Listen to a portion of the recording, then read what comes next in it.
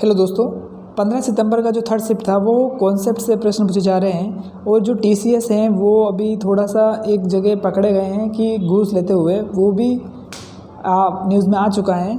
और इससे क्वेश्चन, बहुत सारे क्वेश्चन पूछे गए हैं जो आपको आने वाले पेपर में इजी लग सकते हैं या उससे कंसेप्ट के रिलेटेड पूछते हैं। तो वीडियो शुरू करते हैं। पहला क्वेश्चन है कि मुगलों ने पहला मॉडर्न सिटी किसे बनाया था, तो वो था Fatehpur Sikri. Okay. Second question, NITI Aayog के अनुसार सबसे गरीब राज्य कौन सा है। ये 2022 के हिसाब से है कि सबसे गरीब राज्य है वो है बिहार। तीसरा क्वेश्चन, मध्य प्रदेश में पहला कॉमर्शियल बायोमास हाइड्रोजन प्लांट कहाँ लगाया गया है। ये लगाया गया है खांडवा में। ओके। और ये कहाँ लगाया है, मध्य प्रदेश एमपी में लगाया गया है। एमपी की राजधानी इंदौर। चौथा क्वेश्चन, सबसे ज़्यादा धनात्मक तत्व कौन सा है। ये जो ऑप्शन के हिसाब से सोडियम है, कैल्शियम है, सिलिकॉन है, ओरम है या सीजियम है। तो सबसे ज़्यादा इसके हिसाब से धनात्मक कौन सा है, सीजियम 55। अगला, इंडिया ऑफिशियल लैंग्वेज एक्ट, अभी देखो ऑफिशियल एक्ट राजभाषा अधिनियम कब पारित हुआ था, तो 1963 को राजभाषा अधिनियम पारित हुआ था। अगला क्वेश्चन, इनमें से सही है। हाइड्रोट्रोपिज्म क्या होता है। हाइड्रो मतलब होता है वाटर। क्या होता है हाइड्रो मतलब वाटर बोले तो जल।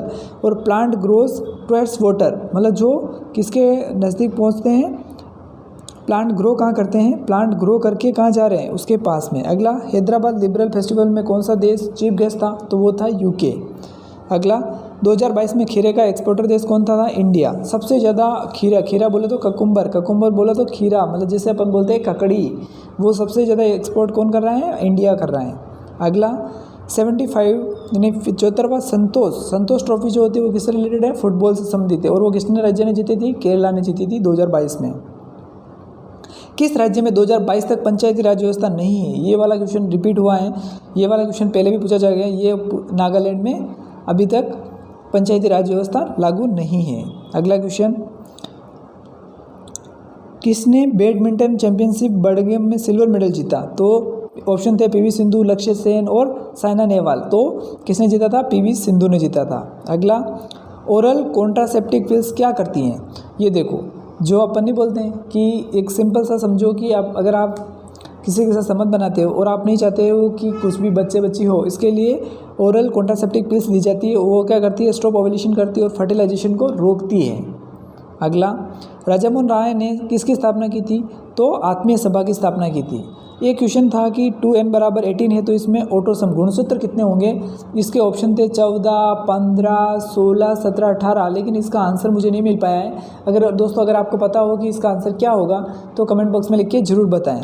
अगला, केटोन फैमिली का पहला और दूसरा कंपाउंड क्या है। केटोन फैमिली बोले तो आप पढ़ोगे केटोन फैमिली, जब आप पढ़ोगे कि CnH2n+2 और CnH2n और CnH2n-2, एल्केन, एल्कीन, एल्काइन।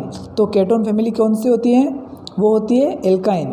तो ये तीनों, ये पहला था तो कौन सा, उसका प्रोपेन, और दूसरा अंतिम होगा ब्यूटानॉन। ये बहुत इंपॉर्टेंट क्वेश्चन है, ये कई बार रिपीट हो चुका है ये क्वेश्चन। ओके, तो इस पर ध्यान दें। अभी केटोन फैमिली वगैरह, इसमें एल्केन, एल्कीन से संबंधित, कार्बन से संबंधित भी क्वेश्चन आ रहे हैं। अगला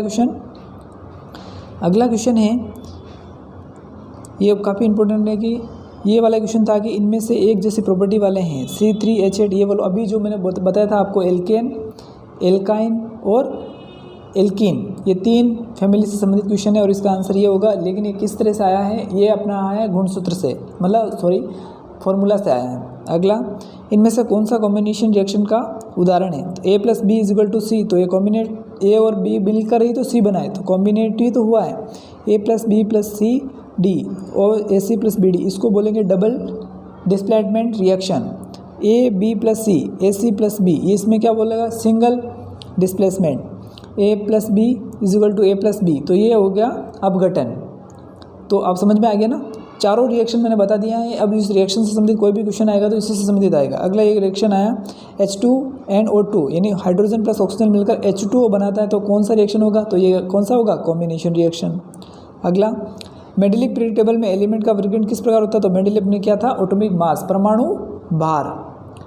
भार के आधार पर डिवाइडेशन किया था उसने। अगला क्वेश्चन है, कि कास्टिक सोडा कहाँ यूज़ नहीं होता है। अब देखो कास्टिक सोडा कहाँ यूज़ नहीं होता है, जो यूज़ होता है वो मैं बता देता हूँ। पेपर और पल्प इंडस्ट्री में यूज़ होता है, डिटर्जेंट में यूज़ होता है, फैब्रिक एसिड में होता, फैब्रिक इंडस्ट्री में होता है। अब जो ऑप्शन इसके अलावा होंगे वहाँ यूज़ नहीं होता है कास्टिक सोडा का। अगला, कैल्शियम सल्फेट डाइहाइड्रेट किसका केमिकल नाम है, ये CaSO4 2H2O जिप्सम का नाम है। जिप्सम को ही अपन क्या बोलते हैं, कैल्शियम सल्फेट डाइहाइड्रेट। ओके। अगला, फोकल लेंथ पॉजिटिव होता है, तो फोकल लेंथ किसका पॉजिटिव होता है, तो कॉन्वेक्स लेंस और कॉन्वेक्स मिरर, यानी उत्तल दर्पण और उत्तल लेंस का जो फोकल लेंथ क्या होगा, वो पॉजिटिव होगा। ये ध्यान रखने वाली बात है, ये वाला क्वेश्चन भी कई बार आ चुका है। अगला, मैग्नीफिकेशन ऑफ लेंसेज, वी, देखो लेंस का पूछा है, ध्यान रखना, V/U, तो यही राइट आंसर है, ये तीनों ही गलत। अगर आपको पूछ देता है इसी की जगह मिरर पूछ ले तो इसका आंसर, राइट आंसर क्या हो जाता है, ये वाला -V/U। अगला, एक सवाल है कि किसी मटेरियल का रेजिस्टिविटी दिया गया है, उस मेटल को 4 बराबर में बांटा गया। अब तो एक बात करो, क्या होगा, रेजिस्टिविटी किसके ऊपर डिपेंड करती है, रेजिस्टिविटी डिपेंड करती है नेचर ऑफ मेटल। क्या, किसके ऊपर, नेचर ऑफ मेटल, मतलब जो मेटल होगा उसका नेचर कैसा है, वो किस तरह से, कितनी रेजिस्टिविटी है उसके पास, यानी पर वॉल्यूम कितनी उसकी रेजिस्टिविटी होती है, उसको बोलते हैं रेजिस्टिविटी। तो रेजिस्टिविटी रो ही रहेगी। ओके। अगला, प्रतिरोध को अगर पैरेलल में जोड़ा जाए तो उनमें से सही है। देखो जब अपने 2 रेजिस्टेंस है, इसको अपन ने पैरेलल में जोड़ा तो इसका रेजिस्टेंस क्या होगा, कम होगा। ओके, ये अच्छा क्वेश्चन है, प्रतिरोध घटेगा। अगला क्वेश्चन है कि एक कोयल है जिसमें 8 टर्न्स है, तो सिंगल टर्न की तुलना में कितना मैग्नेटिक फील्ड प्रोड्यूस होगा। तो देखो जो अपना मैग्नेटिक फील्ड होता है वो प्रोपोर्शनल होता है n। अगर आपको 1 है तो 1 होगा और 8 है तो 8 है, तो A टाइम्स हो जाएगा। ओके। अगला, तारे क्यों टिमटिमाते हैं, अपवर्तन के कारण। अब सिंपल सा ये वाला क्वेश्चन कैसे पूछा था, उसमें पूछा था कि एक सिक्का है, उसको बाल्टी में रखा है, बाल्टी में रखने पर सिक्का ऊपर उठा हुआ क्यों दिखाई देता है, वो उसके कारण, किसके कारण, अपवर्तन के कारण भी दिखाई देता है। यानी लाइट से संबंधित क्वेश्चन आ रहे हैं तो लाइट और रेजिस्टेंस 2 ऐसे क्वेश्चन हैं जो हमेशा हर शिफ्ट में आएंगे आपके। तो ये दोनों टॉपिक आप अच्छे से पढ़ के जाइए और आने वाले जो एग्ज़ाम है शिफ्ट में आप एक बार ज़रूर पुराने वीडियोस भी देखे जाएं, ताकि आपको आइडिया मिल जाए कि किस तरह का पेपर आ रहा है। अगर वीडियो पसंद आए तो वीडियो को लाइक ज़रूर करें और चैनल को सब्सक्राइब ज़रूर करें।